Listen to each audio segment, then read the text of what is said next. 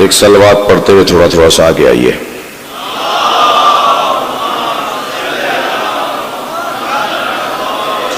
صلوات پڑھتے ہوئے آئیے.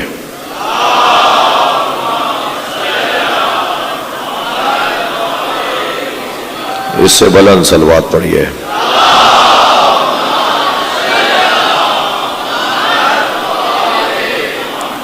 اس سے بھی بلند پڑھ سکتے ہیں. اللہم صل علی. سورہ مبارکہ الدہر کی ابتدائی 3 آیات. بہت سوچ رہا تھا شاہ صاحب کے اس مجلس کے لیے کون سی آیت کی خدمت میں رہوں، کون سی آیت کی خدمت میں رہیں ہم. جی میں نے تو یہی سمجھا کہ واقعہ کربلا مذہب، مکتب، مسلک، نظریے اور عقیدے سے بڑھ کر انسانیت کا مسئلہ ہے. ایک عالم کو مار دیا جائے، ایک سخی کو مار دیا جائے، ایک شجاع کو مار دیا جائے، ایک غیرت مند کو مار دیا جائے، ایک خاندانی نسلی شخصیت کو مار دیا جائے، تو یہ مسئلہ مکتبوں سے، مسلکوں سے، فکروں سے، فرقوں سے، نظریات سے بالاتر ہے. اور شاید یہی سبب ہے اکبر بھائی کہ عیسائی بھی امام حسین کی یاد میں مبتلا ہے.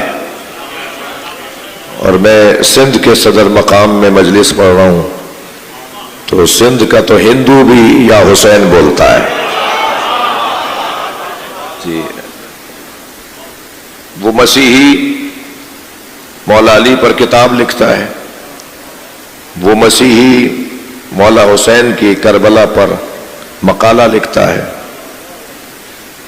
پچھلے دنوں حرم امام حسین نے واقعہ کربلا پر ایک مارکۃ الارا کتاب حرم نے چھپوائی ہے جس کا لکھنے والا غیر مسلم ہے. یہ کس نے کہہ دیا کہ ہماری ہے کربلا؟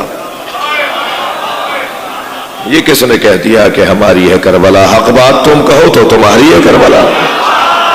صلوات پڑھے محمد و آل محمد.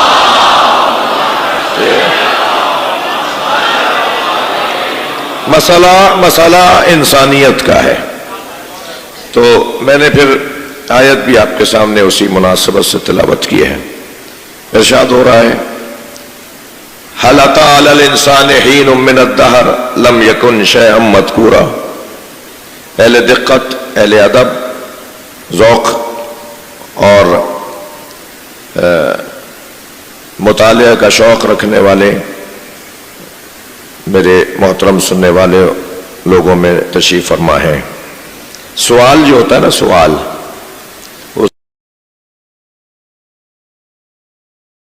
ایک مرتبہ سوال استفہامی ہوتا ہے، ایک مرتبہ سوال انکاری ہوتا ہے. مثلا میں آپ سے کہوں کیا یہ امام بارگاہ نہیں ہے، یہ اثباتی سوال ہے. ہاں ہے، اس میں انکار پایا جاتا ہے. ٹھیک ہے، تو کبھی سوال انکاری ہوتا ہے اور کبھی اثباتی ہوتا ہے. اس اللہ جب ہم سے پوچھ رہا ہے، حل سوال کر رہا ہے، حل اتی علی الانسان حین من الدہر لم یکن شیئا مذکورا. کیا انسان پر کوئی ایسا وقت آیا جب وہ قابل ذکر نہیں تھا؟ ایسا وقت نہیں آیا جب وہ قابل ذکر نہیں تھا. انسان ہمیشہ سے قابل ذکر تھا. اور ایک سوال یہ کہ نہیں، ہاں انسان بعد میں قابل ذکر ہوا. کیا ایسا کوئی وقت آیا جب وہ قابل ذکر تھا؟ نہیں تھا. یعنی اب دو طرح کے انسانوں کا تذکرہ ہے. دوسری آیت میں اور اللہ نے واضح کر دیا، انا خلقنا الانسان من نطفۃ امشاج نبتلی. ہم نے انسان کو ایک کنکتے ہوئے پانی سے، ایک متحرک پانی سے خلق کیا ہے، اور وہ مختلف مرحلوں سے ہوتا ہوا فجعلناہ سمیعا بصیرا. ہم نے ہی اسے سننے والا اور دیکھنے والا بنا دیا. ان ہدینا السبیل اما شاکرا و اما کفورا. ہم نے تو اسے رستہ دکھا دیا تھا، اب چاہے تو یہ کفران نعمت کرے اور چاہے تو یہ شکران نعمت کرے. اب یہ جو دوسری آیت کے اندر اللہ نے وہ انسان کی خلقت کے بارے میں بات کی ہے نا، کہ ہم نے انسان کو ایک ایسے پانی سے بنایا اور مختلف مرحلوں سے گزار کر اسے سننے اور دیکھنے والا بنایا. یہ انسان کوئی اور ہے اور وہ انسان کوئی اور ہے جو ہمیشہ سے قابل ذکر تھا. جو ہمیشہ سے قابل ذکر تھا وہ محمد اور علی ہے، اور جو نجاست سے بنا ہے وہ ہم جیسے. یہ دونوں برابر نہیں ہیں. ایک انسان تو وہ کہ جو ہمیشہ سے قابل ذکر تھا. ارے بھائی اللہ کی بارگاہ میں ماتھا ٹیک کر سر رکھ کر سوال ہو کہ ہمیشہ سے قابل ذکر تھا. نہ آسمان، نہ زمین، نہ چاند ستارے، تو کون تھا جو اس کا ذکر کرتا تھا؟ یہی تو سمجھا رہا ہے اللہ. یہ انسان وہ انسان ہے جن کا ذاکر خود اللہ ہے. کچھ صلوات پڑھیں محمد و آلہ.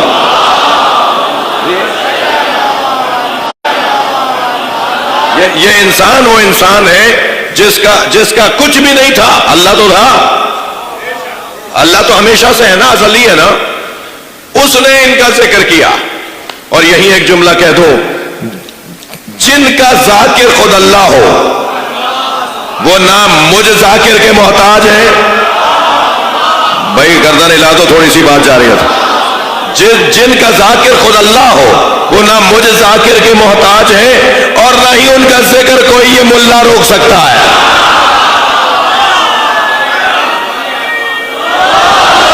کوئی ان کا ذکر نہیں روک سکتا.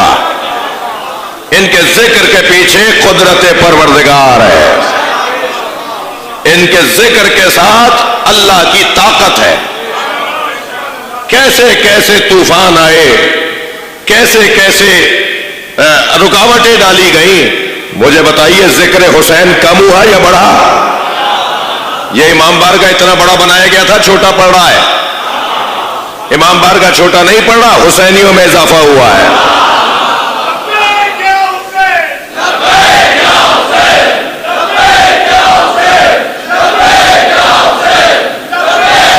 بلند تر صلوات محمد و آل محمد.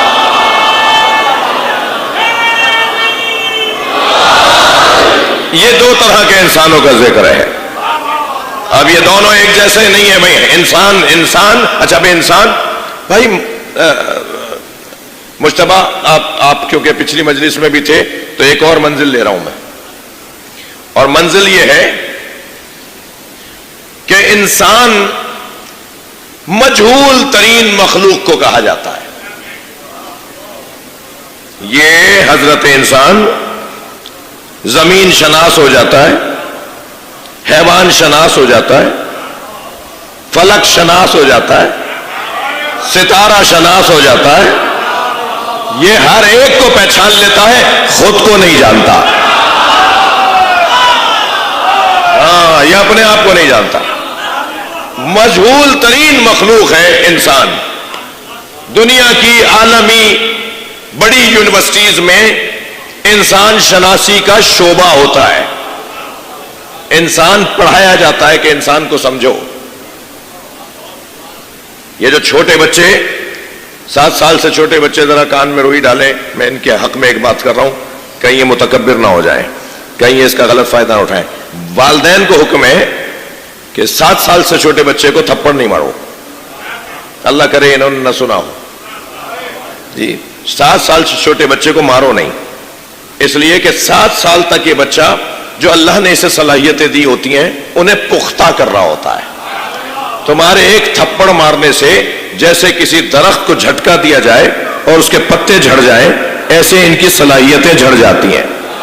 جو انہیں شاید 80 سال میں کہیں کام آتی، کہیں 90 سال کی عمر میں کہیں کام آتی، فلاں جگہ وزیر بنتے تو ان کو یہ کام آتی، وہ آپ نے ان کو تھپڑ مار کے ان کی صلاحیتوں کو گرا دیا. اب یہ تو ہمیں پتہ ہی نہیں نا کہ اللہ نے کیا کیا جوہر، کیا کیا گوہر، کیا کیا صلاحیتیں ہمارے اندر رکھی ہیں.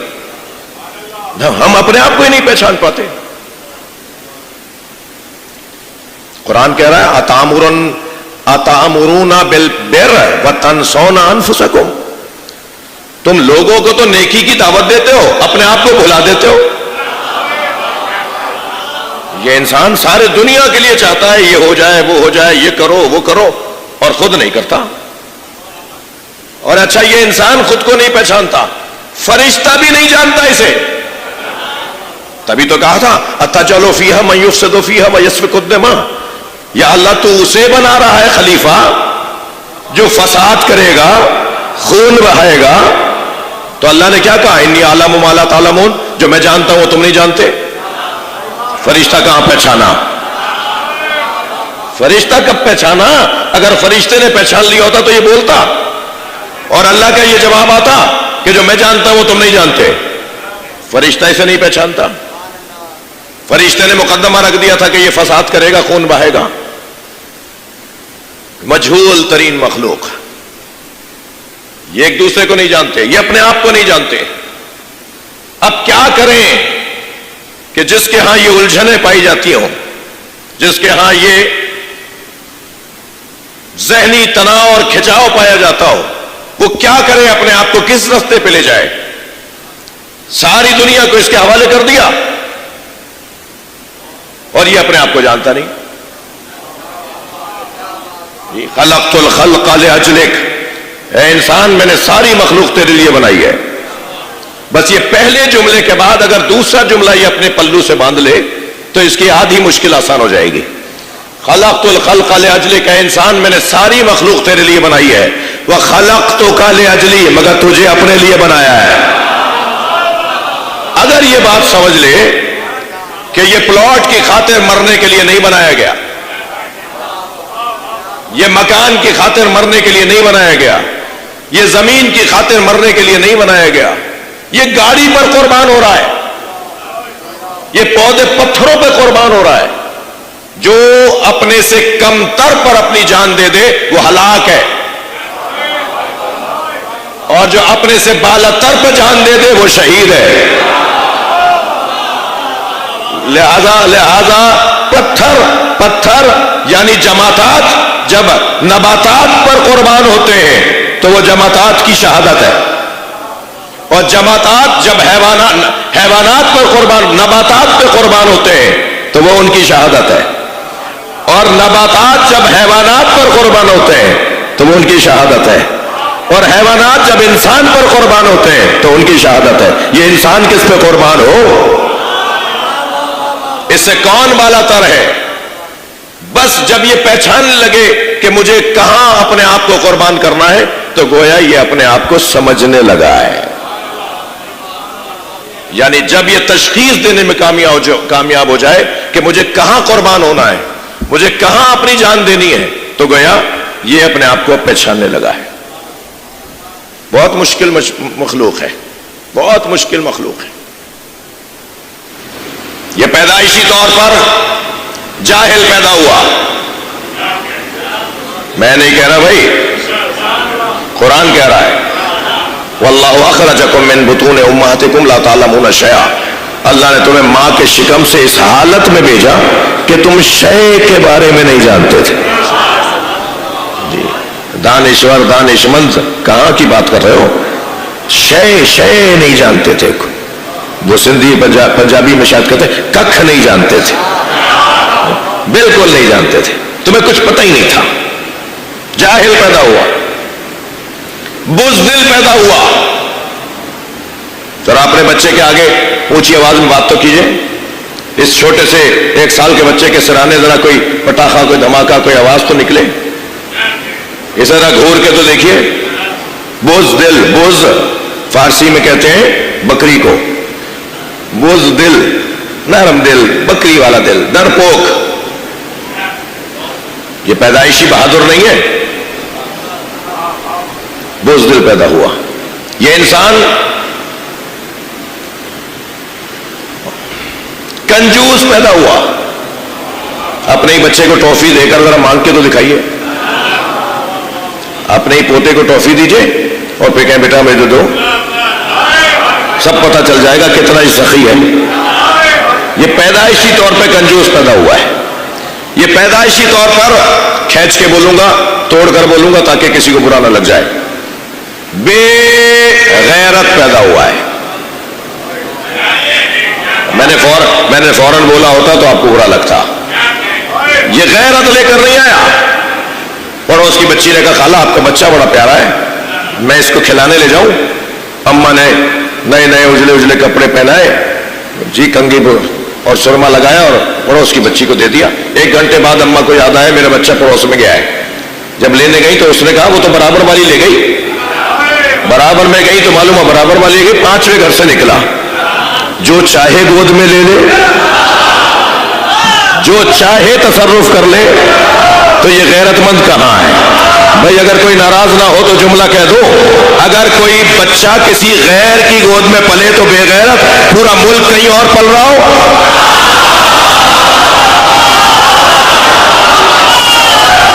صلوات پڑھ لیں محمد وآلہ۔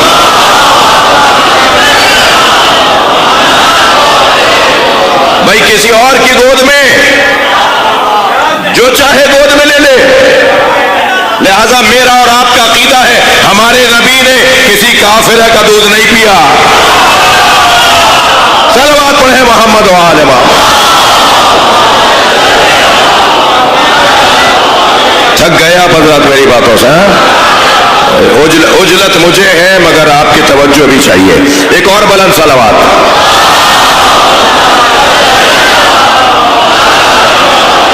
بھائی یہی اصول لے لیجئے، یہی اصول لے لیجئے، لَن يَجْعَلَ اللَّهُ لِلْكَافِرِينَ عَلَى الْمُؤْمِنِينَ سَبِيلًا۔ اللہ نے یہ فیصلہ کر دیا ہے کہ کافر کو مومن پر حکمرانی، تسلط، اختیارات نہیں دے گا۔ اللہ کافر کو مومن پہ تسلط نہیں دے گا۔ یہ آیہ کریمہ کو ذہن میں بٹھا کر اب ذرا تاریخ کا صفحہ پڑھیں۔ اگر کوئی یہ کہتا ہے نا کہ حضرت ابو طالب نے کلمہ نہیں پڑھا، تو مجھے اتنا جواب دے کہ اگر حضرت ابو طالب نے کلمہ نہیں پڑھا تو نبی کو پالنے والا، نبی کو گود میں رکھنے والا، قرآن تو یہ کہہ رہا ہے کہ ہم کسی کافر کو مومن پہ فضیلت نہیں دیں گے۔ عام مومن پر کافر کو فضیلت نہیں ہو سکتی، جو مومنین کی جان ہو، جو ایمان کا سبب ہو۔ یہ کیسے سوچ لیتے ہو کہ انہوں نے کلمہ نہیں پڑھا؟ میں ایمان ابو طالب پر بات کرنا توہین ابو طالب سمجھتا ہوں۔ ایمان ابو طالب پر بات نہیں ہونی چاہیے، عظمت ابو طالب پر بات ہونی چاہیے۔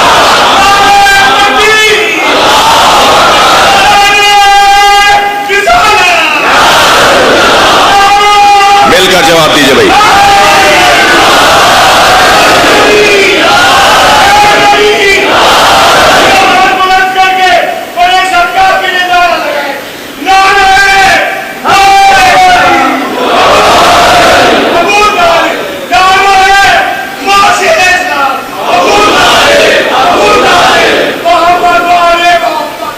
صلوات۔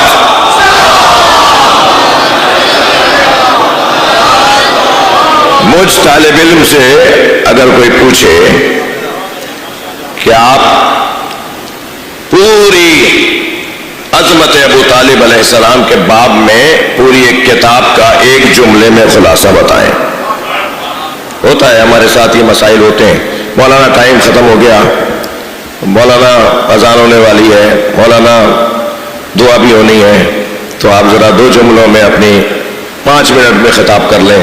وہ بڑا مشہور واقعہ نقن صاحب کا ہے نا، وہ انڈیا میں سیمینار تھا اور سیمینار کا موضوع یہ تھا کہ کربلا نہ ہوتی تو کیا ہوتا، اور اس کے مہمان خاص اور آخری خطیب علامہ نقن تھے۔ تو انہیں جب بلایا گیا تو 5 منٹ رہ گئے تھے اذان ہونے میں، تو کہا حضور کیا کریں، ہم معافی چاہتے ہیں 5 منٹ میں خطاب کر لیں۔ انہوں نے کہا نہیں 5 منٹ تو بہت بڑی بات ہے، میں آدھے منٹ میں بات کروں گا۔ اور مائک پر آئے اور بسم اللہ پڑھ کے انہوں نے کہا کہ اگر کربلا نہ ہوتی تو جمعے کی نماز بدھ کو ہوتی۔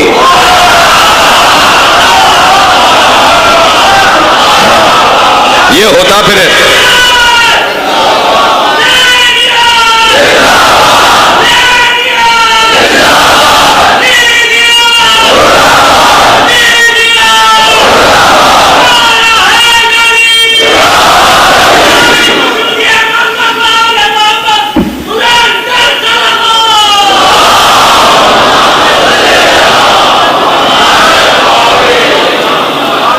کر رہے ہیں آپ بات؟ یہ ساری کمزوریاں اللہ نے دی ہی اس لیے تاکہ ہم باکمال لوگوں کے محتاج ہو جائیں. اب اس انسان کو ڈھونڈو جو دنیا میں آنے سے پہلے پڑھ کر آیا ہے. ہم کون ہیں؟ ہم دنیا میں جاہل آئے. اور اب اس انسان کو ڈھونڈو جو ہمیشہ سے قابل ذکر تھا, جس کا ذاکر اللہ تھا. وہ انسان وہ ہے کہ جس کے لیے قرآن کہتا ہے الرحمن علم القرآن خلق الانسان. رحمان نے پہلے قرآن پڑھایا ہے, پھر انسان محمد کو بنایا. وہ لوگ ہیں کہ جو خلق ہونے سے پہلے پڑھ چکے. تھک تو نہیں رہے میری باتوں سے؟ تو توجہ ذرا بڑھائیں گے. یہ وہ انسان ہے جو وہاں سے پڑھ کر آئے. جی وَلَقَدْ أَرْسَلْنَا مُوسَىٰ بِآيَاتِنَا, اور ہم نے موسیٰ کو اپنی نشانیوں کے ساتھ بھیجا ہے. یہ بھیجے گئے لوگ ہیں, نکالا جانے والا شیطان تھا. یہ وہاں سے بھیجے گئے ہیں, اور جو بھیجا جاتا ہے اس میں خود ایک پیغام پوشیدہ ہے کہ کسی کام پر بھیجا گیا ہے. بھیجنے کا کیا مطلب ہوا بھائی؟ بھیجا ہے تو کوئی کام دے کر بھیجا ہے نا. اس گھرانے کو ہماری ہدایت کا کام دے کے بھیجا ہے. یہ گوشت کے لوتھڑوں کو آدمی کے بچوں کو انسان بنانے آئے. توجہ ہے بات بھائی؟ تھوڑا بولتے رہو میرے ساتھ. یہ اللہ آپ کے سننے میں اور بولنے میں مزید بہتری عطا فرمائے. ایک صلوات پڑھے محمد وہاں.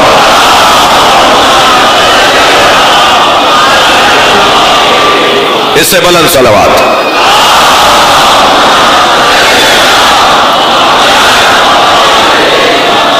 ہمیں محتاج کر دیا کہ ان کے دروازے پر آ جائے جو گہوارے میں کلے اجدر چیر کے بتاتا ہے کہ ہم دنیا میں آنے سے پہلے کے شجاع ہیں. توجہ ہے بات کے؟ جی میرے مولا حسین 3 سال کا سن, نبی کی محفل. آتے ہوئے دیکھا امام حسین کو آواز دے کر کہا مرحبا مرحبا یا زین السماوات والارض. مرحبا, خوش آمدید خوش آمدید اے آسمانوں اور زمین کی زینت. امام حسین آ رہے ہیں, اصحاب کی انجمن بیٹھی ہے, سرکار محراب مسجد میں تشریف فرمائے. دروازہ مسجد سے حسین مولا داخل ہوئے ہیں. نبی کی آواز آئی مرحبا مرحبا یا زین السماوات والارض. خوش آمدید اے آسمانوں اور زمین کی زینت. ایک صحابی رسول نے کہا یا رسول اللہ انت زین السماوات والارض, آپ آسمانوں اور زمین کی زینت ہیں.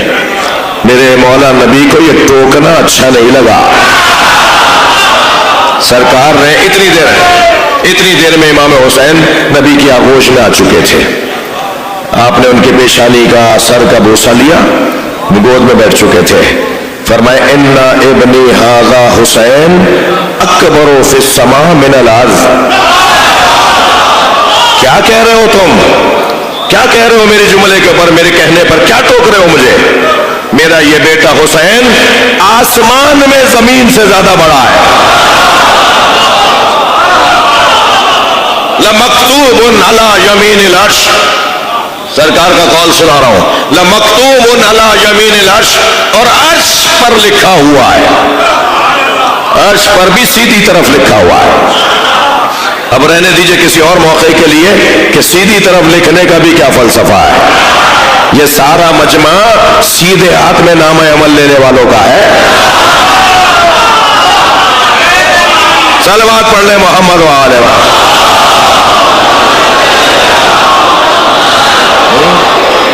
لَمَكْتُوبٌ عَلَى يَمِينِ الْعَرْشِ, عرش کے سیدھی طرف لکھا ہوا ہے ان الحسین مصباح الہدی وسفینۃ النجات.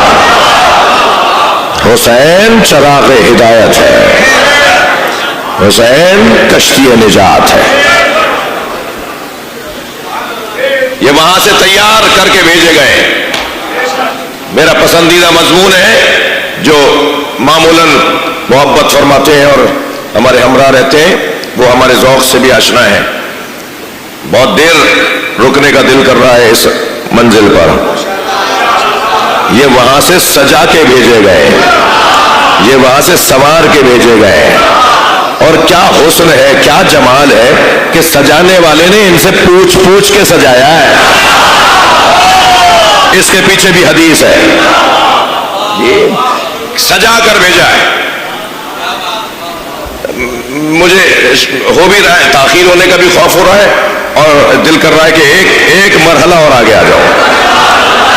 جی میرے مولا نبی مولا علی کو دیکھ کر, ایک تو یاد رہے میرے بچوں جوانوں, نبی مکرم جس دن علی کو دیکھ لیتے تھے, اقبال نے کہا ہے نا کہ علی کے چہرے کو دیکھ کر نبی فال خوش نکالتے تھے. جی ہاں,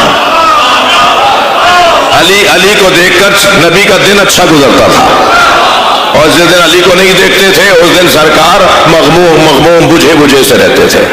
اور اگر کوئی کہتا تھا یا رسول اللہ آج آپ ذرا اداس نظر آ رہے ہیں, تو فرماتے تھے بہت دیر ہو گئی علی کو نہیں دیکھا. جی یہ کیفیت میرے مولا نبی کی اور مولا علی کی. تو ایک دن اسی کیفیت میں تھے کہ ایک مرتبہ آواز دے کر کہا یا علی زینک اللہ, ذہن میں رہے کہ انہیں وہاں سے سجا کے بھیجا ہے. یا علی زینک اللہ بالزہد فی الدنیا وحب المساکین. یا علی اللہ نے تمہیں دو چیزوں سے بھی سجا کے بھیجا ہے. جن چیزوں سے سجا کے بھیجا ہے, ایک لمبی حدیث ہے, طویل بحث ہے, مگر دو چیزیں اس حدیث میں فرما رہے ہیں. یا علی اللہ نے تمہیں دو چیزوں سے سجا کے بھیجا ہے, تمہیں زاہد دنیا بنایا ہے اور مسکینوں سے پیار کرنے والا.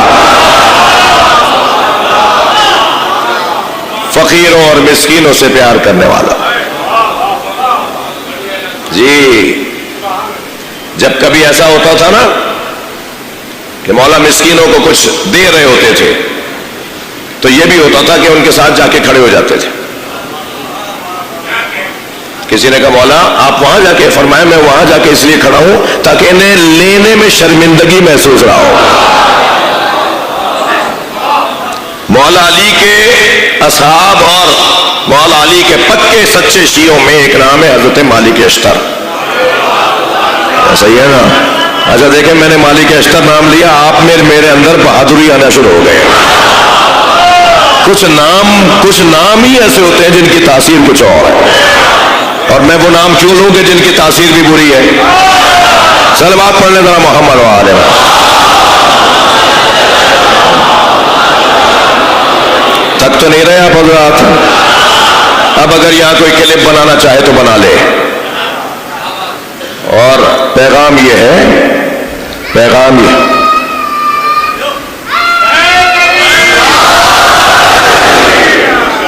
ان بچوں کی سلامتی کے لیے صلوات.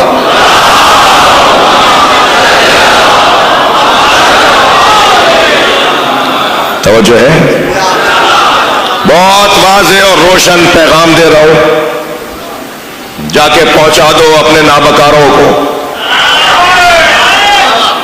آپ سے نہیں کہہ رہا, پیغام دے رہا ہوں. یاد رہے جس نے بھی مولا علی کو اذیت پہنچائی ہے وہ تمہارے نزدیک برا ہوگا, ہمارے نزدیک, تمہارے نزدیک معتبر ہوگا, ہمارے نزدیک لعنتی ہے. کوئی اعتبار نہیں ہے, کوئی ضرورت نہیں ہے. اور خبردار تمہارا باپ مٹی میں دب کے کیڑوں کے حوالے ہو گیا, اور ذکر حسین آج بھی جاری ہے, اہل بیت کا پیغام آج بھی جاری ہے. ان دھمکیوں میں, ان الجھنوں میں آنے والے نہیں ہیں. ہم اہل بیت کے دشمنوں پہ لعنت کرتے ہیں, کرتے رہیں گے. صلوات پڑھ لیں محمد و آل محمد. اس سے بلند صلوات پڑھ لیں.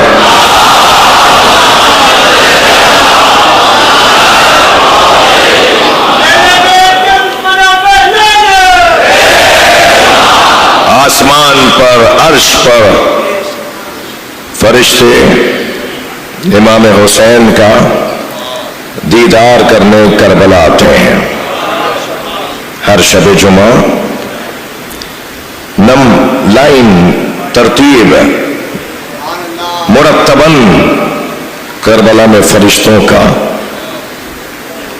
غول کا دستوں کے دستے اترتے، 5000 فرشتے واپس جاتے ہیں تو 5000 فرشتے کربلا میں آتے ہیں. گنبد امام حسین پر فرشتوں کی آمد و رفت ہو رہی ہوتی ہے. یہ جگہ کوئی اور جگہ ہے، یہ بھی جگہ جو ہے نا اس وقت جہاں آپ اور میں بیٹھے ہیں، انہو مصلی اللہ،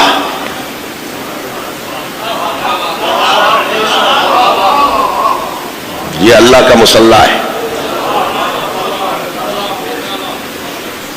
اللہ کرے میرے جوان بچے مجھ سے کچھ لے کے جائیں. اللہ کا مصلی، ہمارا مصلی تو ہم اس میں نماز پڑھتے ہیں نا جی. یہ اللہ کے مصلی کا مطلب بتاؤں؟ جب سرکار معراج پہ تشریف لے گئے تو آواز آئی قف یا محمد ان ربک یصلی، اے محمد رک جاؤ تمہارا رب یصلی. اب ترجمہ وہی ہوگا نا، ان اللہ و ملیفہ کر رہا ہے، تمہارا رب تم پہ درود و سلام بھیج رہا ہے. جی یہ جو فرش عزا ہے نا یہ اللہ کا مصلی ہے، یعنی یہاں سے اس کی رحمتیں پھیلتی ہیں. بیٹھا منا میں بیٹھا ہوں، یہ منا ہے، یہ عرفات ہے، یہ مشعر الحرام اڑنے کی جگہ ہے.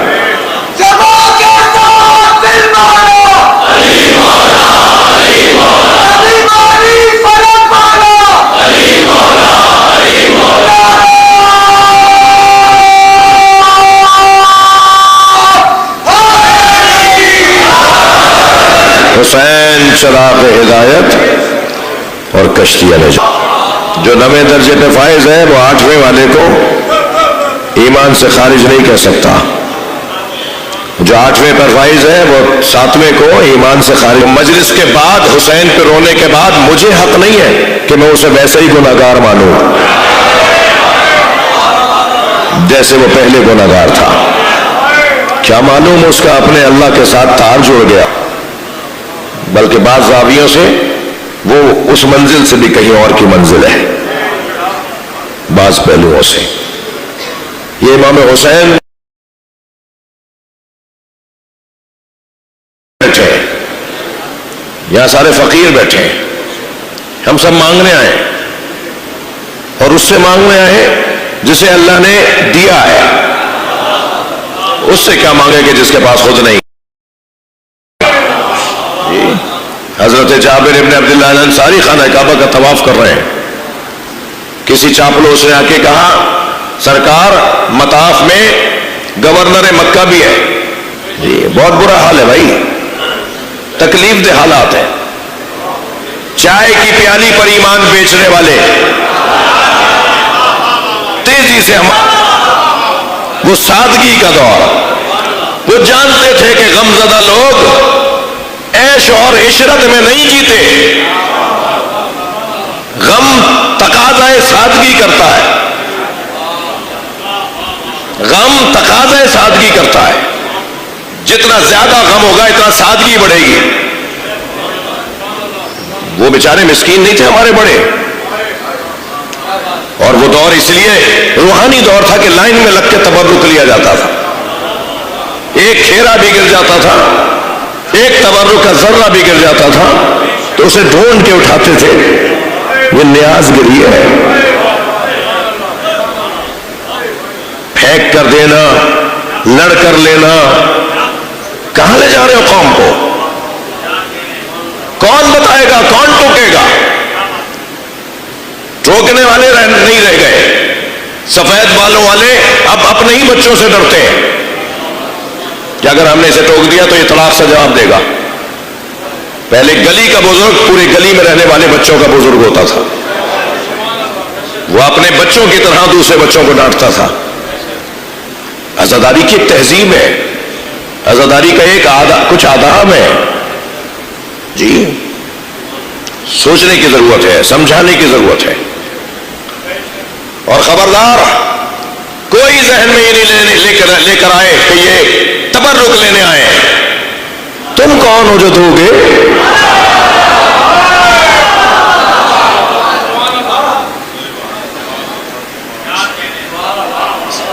یہ در حسین ہے. یہاں جتنی عاجزی بڑھے کم ہے، جتنی عاجزی بڑھے کم ہے. میں خواتین سے کہوں گا، میری آواز سن رہی ہیں، کہ کسی کو دھکا نہ لگ جائے، کسی کو کونی نہ چبھ جائے. آپ سے بھی ہاتھ جوڑ کے کہوں گا، کسی کی بے ادبی نہ ہو جائے. اس لیے کہ ایک دادی پوتی کو لے کے آتی ہے،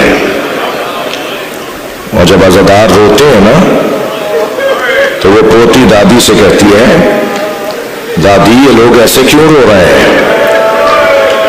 تو دادی کہتی ہے، سکینہ یہ تمہارے بابا پہ رو رہے ہیں. تو بی بی کہتی ہے، کاش یہ کربلا میں ہوتے، میرا بابا یوں نہ مارا جاتا، میرے بابا کو پیاسا نہ مارا جاتا. اجرکم اللہ، اجرکم اللہ. آپ کی آوازیں بلند ہو گئی. اللہ آپ کو کسی غم میں نہ رلائے، سوائے غم نہویت میں ہمیں رونے رلانے والوں میں قرار دے. 2 دن پہلے قیامت گزر گئی جناب زہرا پر. سیدہ کے سارے بچوں کو مار دیا، اور سیدہ کی بڑی بیٹی کو اسیر بنا لیا. کعبۃ الذرائع، مصیبتوں کا کعبہ زینب، جن کے گرد مصیبتیں چکر کاٹتی ہیں. اجرکم اللہ، اجرکم اللہ. رونے والوں، جب جناب زہرا پہ دروازہ گرا نا تو اس منظر کو دیکھنے کے لیے نبی نہیں تھے. اور جب مولا علی کے سر پہ ضربت لگی تو اس منظر کو دیکھنے کے لیے جناب زہرا نہیں تھی. اور جب امام حسن کو زہر دیا گیا تو اس منظر کو دیکھنے کے لیے مولا علی نہیں تھے. سنیں گے؟ اور جب امام حسین کے گلے پہ خنجر چلا تو اس منظر کو دیکھنے کے لیے امام حسن نہیں تھے، مگر سینے پہ ہاتھ مار کے کہیں کہ زینب ہر مصیبت کو دیکھنے کے لیے تھے.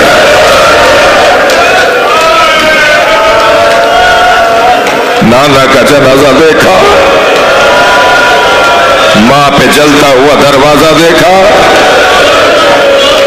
بابا علی کے سر پہ لگتی ہوئی تلوار دیکھی، بھائی حسن کے جگر کے ٹکڑے دیکھے. بڑا جگر تھا جناب زینب کا. ایک تیرے پہ کھڑے ہو کر بھائی کو ذبح ہوتے دیکھا. اجرکم اللہ، اجرکم اللہ. جن کے مذہب میں رونا جائز ہے تکلف کر کے نہ روئیں، اور جسے رونا نہ آ رہا ہو نا اللہ سے آنسو مانگے. یہ مولا کے سویم کی مجلس ہے نا، سویم کی مجلس ہے.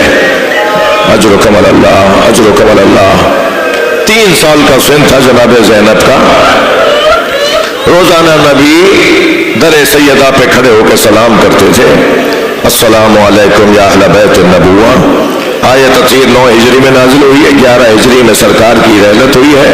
یہ 2 سے 2.5 سال تک روزانہ نبی جناب زہرا کے دروازے پر اہل بیت نبوت کو سلام کرتے تھے، اور کوئی نہ کوئی دروازہ کھول کے نبی کا استقبال کرتا تھا. اب کی دفعہ کیا ہوا، زینب دروازے پہ آ گئی. عمر میری بیوی کی 3 سال کی ہے. نبی نے اپنی نواسی کو دروازے پہ دیکھا. جتنا پیار حسین سے ہے نا اتنا ہی پیار شریکت الحسین سے ہے. نبی نے پیشانی کا بوسہ دیا، فرمایا زینب تم دروازے پہ کیوں آئی ہو؟ کہ نانا رات کو میں نے خواب دیکھا ہے. اماں زہرا نے کہا ہے تعبیر نانا سے پوچھو. سرکار سامنے بیٹھ گئے، اے میری بچی بتاؤ تم نے کیا خواب دیکھا؟ نانا میں نے خواب دیکھا ہے صحرا میں تنہا ہو. اجرکم اللہ، اجرکم اللہ. نانا خواب میں دیکھتی ہوں تیز آندھی چل رہی ہے، میرے پیر زمین سے اکھڑ رہے ہیں. میں نے ایک درخت کا سہارا لیا، کچھ دیر کے بعد آندھی کے جھونکے سے درخت زمین سے اکھڑ گیا. نانا مجھے دوسرا درخت نظر آیا، میں نے اس کا سہارا لیا، مگر آندھی کے جھونکے سے وہ درخت بھی زمین سے اکھڑ گیا۔ نانا پھر دور مجھے تیسرا درخت نظر آیا، میں نے اس کا سہارا لیا، مگر کچھ دیر کے بعد وہ درخت بھی زمین سے اکھڑ گیا۔ رونے والوں، جناب زینب نے اب رونا شروع کیا۔ فرمایا نانا یہاں خواب مکمل ہو گیا ہوتا تو میں آپ کو زحمت نہ دیتی، خواب آگے چلتا ہے۔ نانا دور دور تک کوئی سہارا نہیں تھا، تیز آندھی چل رہی تھی، نانا میرے سر سے چادر اتر گئے۔ اجرکم اللہ۔ سرکار نے روتے ہوئے فرمایا زینب تمہارے 3 سہارے ہیں، تمہارا بابا علی تمہارا سہارا، تمہارا بھائی حسن تمہارا سہارا، تمہارا بھائی حسین تمہارا سہارا، ہاں میری بچی کربلا کے میدان میں تمہارے سر سے چادر اتر جائے۔ اجرکم اللہ، اجرکم اللہ۔ ہو گئی مجلس، ہو گئی مجلس، گریے کی آوازیں بلند ہو گئیں۔ جناب زینب نے بھائی کو کیا کیا مصیبتیں دیکھتے ہوئے، لاشیں لاتے ہوئے نہیں دیکھا۔ علی اکبر کا لاشا لائے، بڑھ کے سہارا دیا، قاسم کا پامال لاشا لائے، بھائی اس کا لاشا میں اٹھواؤں گی۔ عباس کے بازو اٹھائے، اجرکم اللہ، اجرکم اللہ۔ اور عزادارو آپ کی آوازیں بلند ہو رہی ہیں۔ ایک لاشا تو حسین نے ایسے اٹھایا جو چھوٹا بہت تھا، مگر امام حسین سے اٹھتا نہیں تھا، کبھی آگے جاتے تھے انا للہ، کبھی الٹے پیر واپس آتے تھے رضن بقضائہ و تسلیما لامرہ۔ وہ ننھا سا لاشا، وہ علی اصغر کا لاشا، سارے لاشے امام حسین نے خود اٹھائے، مگر رونا اس بات کا ہے حسین کا لاشا اٹھانے والا کوئی نہیں تھا۔ 3 دن تک بے گور و کفن رہا زہرا کا لال۔ کیسے چھوڑ کر گئی ہیں اپنے بھائی کے بدن کو، اس کا بیان بہت مشکل ہے۔ جب جناب زینب آئی ہے نا امام حسین کے بدن پر، تو لاشا پہچانا نہیں جا رہا تھا۔ آواز دے کر کہا انت اخی زینب، کیا تم ہی زینب کے بھائی حسین ہو؟ اور پھر ایک مرتبہ لاشے کے گرد چکر کاٹنے لگے۔ اجرکم اللہ، اجرکم اللہ۔ اپنی آوازوں کو آزاد کریں، سویم کی مجلس ہے۔ بی بی نے لاشے کے گرد چکر کاٹنا شروع کیے۔ امام سجاد نے فرمایا پھوپھی اماں کیا دیکھ رہی ہے؟ فرمایا سالم جگہ ڈھونڈ رہی ہوں جہاں بوسہ دے سکو۔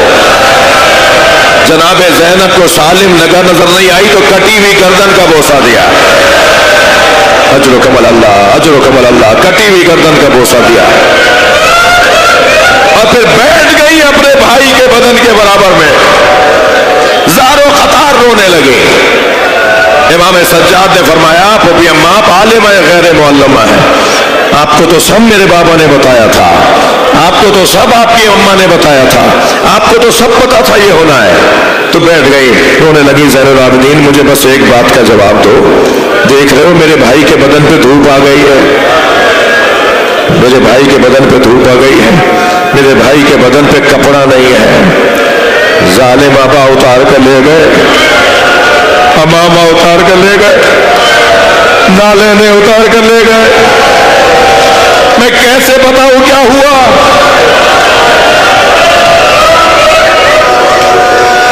جب خیمے لوٹ رہے تھے نا رونے والوں، تو ایک لوٹنے والا سپاہی، یزید کے لشکر کا ایک سپاہی لوٹنے کے لیے جب پہنچا تو سب لوٹ چکا تھا، اسے کسی خیمے میں لوٹنے کو کچھ ملا نہیں۔ تو اس نے ایک اور سپاہی جس کے پاس سامان تھا اس سے پوچھا کہیں کچھ بچا ہے جو میں بھی اٹھا لوں؟ تو کہنے لگا نہیں، خیموں میں تو سب لوٹ گیا، حسین کا لاشا لوٹا جا رہا ہے۔ اجرکم اللہ، اجرکم اللہ۔ اللہ کرے میں بیان کر پاؤں۔ آیت اللہ نظری منفرد نے قصہ کربلا میں اس واقعے کو لکھا ہے۔ وہ شخص جب امام حسین کے لاشے پر پہنچا نا، سنیں گے، وہ کہتا ہے کہ سب لوٹا جا چکا تھا، حسین کا ماما کوئی لے گیا، حسین کی نالینیں کوئی لے گیا، حسین کی ابا کوئی لے گیا، حسین کے بدن پہ ایک پھٹا ہوا کرتا تھا، میں نے سوچا اس کرتے کی تو کوئی قیمت نہیں ملے گی، اس کرتے کو میں کیوں لے لوں۔ کہتا ہے میں چھوڑ کے جانے لگا تو اچانک میری نگاہ گئی کہ حسین نے اس کرتے کو روکنے کے لیے کمر میں پٹکا باندھا ہوا ہے۔ اللہ کرے یہ روایت بیان ہو جائے، حسین نے کمر میں پٹکا باندھا ہوا ہے۔ تو کہنے لگا میں نے سوچا کہ اس پٹکے کے پیسے ملیں گے، اور میں جب جا کر دربار میں بتاؤں گا نا حسین کی کمر کا پٹکا کھول کے لایا ہوں تو مجھے کوئی انعام ضرور ملے گا۔ وہ کہتا ہے میں بیٹھ گیا حسین کے بدن کے برابر میں، تو میں نے دیکھا حسین نے 2 گراہیں لگائی ہوئی ہیں۔ کہتا ہے میں نے پہلی گرہ کھولی تو حسین کا ہاتھ اٹھنا شروع ہوا۔ کہتا ہے پہلے تو میں نے سوچا یہ وہم تو نہیں ہے، مگر حسین کا ہاتھ گرہ پر آ گیا۔ اب میں نے چاہا کہ حسین کا ہاتھ ہٹاؤں، مجھ میں طاقت کم نہیں تھی۔ کہتا ہے میں نے پوری طاقت سے حسین کا ہاتھ ہٹانا چاہا مگر ہاتھ ہٹ نہیں رہا تھا، تو میں نے خنجر نکال کے ہاتھ کاٹ دیا۔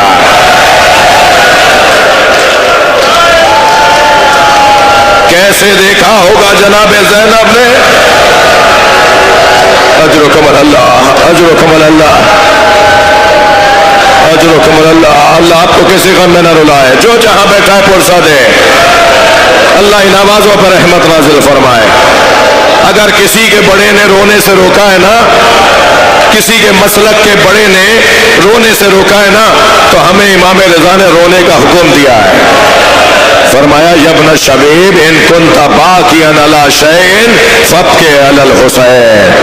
اے فرزند شبیب، اگر کبھی کسی چیز پہ رونے کا دل کر رہا ہو تو اے فرزند شبیب، اگر کبھی کسی چیز پہ رونے کا دل کر رہا ہو تو میرے جد حسین پہ رو لینا۔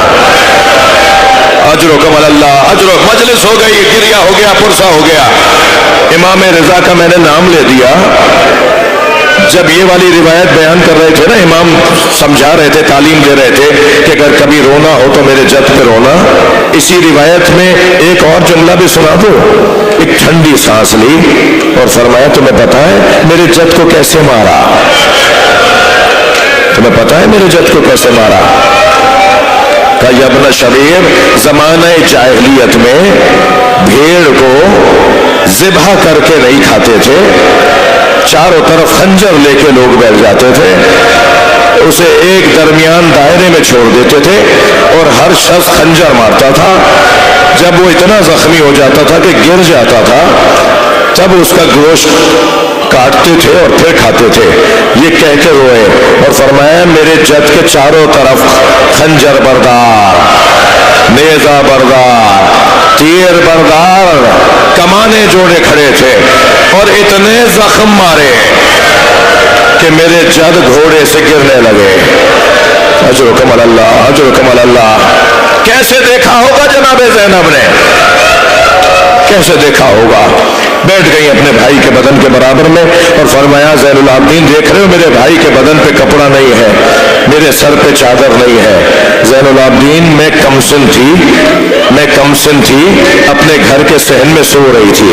کچھ دیر بعد میری آنکھ کھلی تو میں نے دیکھا سارے صحن میں دھوپ ہے مگر میرے اوپر سایہ ہے۔ تو مجھے تعجب ہوا یہ سایہ کیسا ہے، تو میں نے پہلو بدل کے جو دیکھا تو یہی بھائی تھا جو چادر پکڑے کھڑا تھا۔ اب بتاؤ زینب کہاں جائے؟ جو بھائی مجھ سے اتنا پیار کرتا۔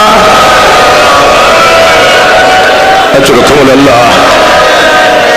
ہو گئی مجلس عزادارو، ایک منزل بس اور آگے آ جائے۔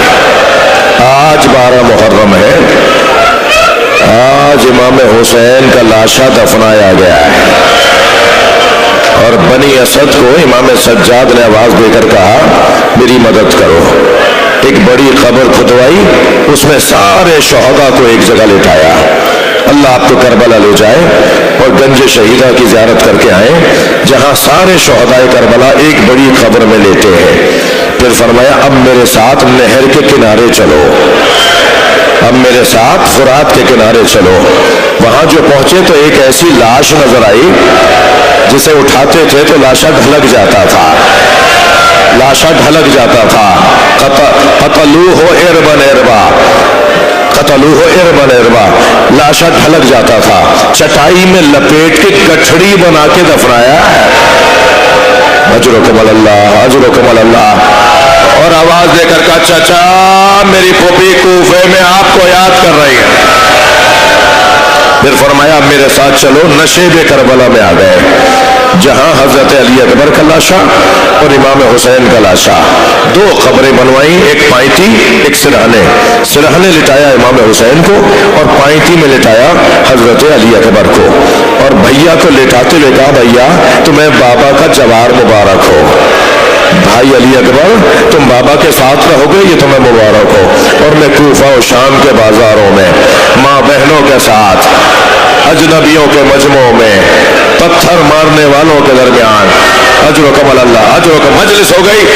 یہ مصائب کربلا میں حرم امام حسین میں ایک بہت بزرگ عالم دین نے پڑھے جو میں پڑھ رہا ہوں، اور جب مجلس سے وہ اترے، ممبر سے اترے، تو ایک روتا ہوا عزادار ان سے لپٹ کے کہنے لگا مولانا آپ نے یہ نہیں بتایا علی اصغر کو کہاں دفنایا؟ اجرکم اللہ، بس آخری جملے، علی اصغر کو کہاں دفنایا؟ اس عالم دین نے کہا مجھے نہیں پتا علی اصغر کو کہاں دفنایا۔ رات کو جب سوئے ہیں خواب میں امام حسین نظر آئے، فرمایا ہمارے رونے والوں کو بتاؤ علی اصغر میرے سینے پہ سو رہا ہے، زین العابدین نے یہ بچہ میری گود میں لٹا دیا، اب سکینہ ماں کے پاس رہے گی، علی اصغر بابا کے پاس۔ الا لعنت اللہ علی قوم الظالمین فسيعلم الذين ظلموا أيام منقلبون یا حسین